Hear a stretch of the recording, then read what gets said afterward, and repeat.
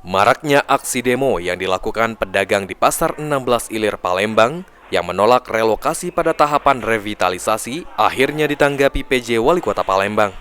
PJ Wali Kota Palembang Uco Abdul Rauf Damenta mengatakan jika aturan revitalisasi sudah jelas dan SHM yang dipakai harus yang baru, bukan yang lama. Sementara relokasi dilakukan untuk sementara selama revitalisasi berlangsung. Hal tersebut dilakukan untuk mengantisipasi adanya korban terkena jatuhnya material bangunan.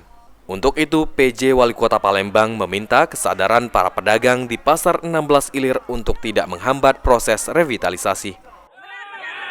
Itu kan untuk pemindahan sementara agar dibangun.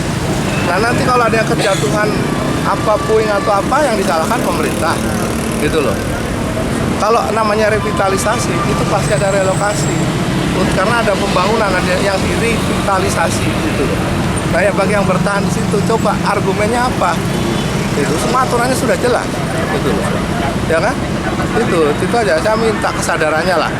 Kita perindah, percantik kota kita ini, ya kan? Kalau yang menghambat berarti dia nggak mau lari dari zona nyaman. Ini kita justru akan membuat lebih nyaman lagi. Anugrah Sandi Pratama, PAL TV.